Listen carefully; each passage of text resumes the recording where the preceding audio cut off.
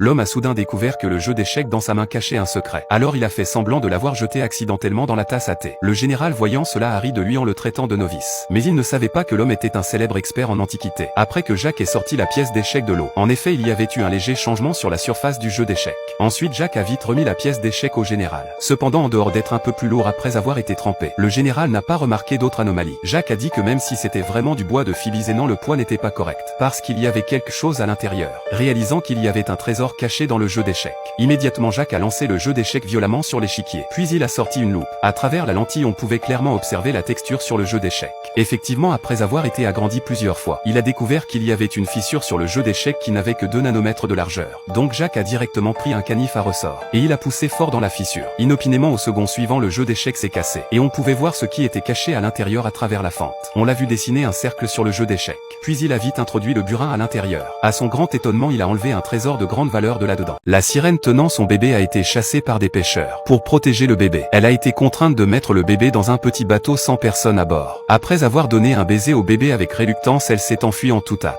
Pour éloigner les pêcheurs, la mère sirène a immédiatement nagé vers la haute mer. Au milieu de sa course, elle a soudain montré son corps au-dessus de l'eau. La beauté de la mère sirène a immédiatement ébloui profondément les pêcheurs. Pour un moment, ils ont même oublié de ralentir leur bateau, et ont heurté directement le phare à côté d'eux. Quand la mère sirène est revenue sur ses pas pour retrouver son bébé, elle a découvert que le petit bateau avait été emmené par un couple. En même temps, ces 2 personnes ont soudain entendu le cri d'un bébé sur le bateau. Ils ont cherché partout et ont finalement découvert ce bébé sirène. Pour ces 2 personnes qui ne pouvaient pas avoir d'enfant, c'était comme un cadeau du ciel. Ainsi, ils ont décidé de prendre en charge ce bébé, et l'ont nommé Cody. La mère sirène a regardé ces 2 personnes emporter son bébé, et des larmes tristes ont coulé de ses yeux. Elle a juré secrètement dans son cœur qu'elle récupérerait un jour son enfant. Bientôt, 13 ans ont passé, et Cody est devenu un beau garçon. Cependant, son corps semblait différent de celui des autres personnes. Chaque fois qu'il buvait de l'eau, il ne s'arrêtait pas avant d'avoir bu pendant 1 heure entière. Ce qui a étonné ses petits amis qui attendaient leur tour pour boire de l'eau. Il avait toujours un désir inexplicable pour l'eau. Chaque fois qu'il sautait dans l'eau, il se sentait extrêmement libre. Et sa vitesse de nage était étonnamment rapide. De plus, des courants électriques étaient toujours libérés involontairement de ses doigts. Au début, Cody pensait que c'était seulement une illusion pour lui. Cependant, le jour de ses 13 ans, son bon ami Jesse a découvert que des écailles étaient apparues sur ses mains. Cody a découvert que,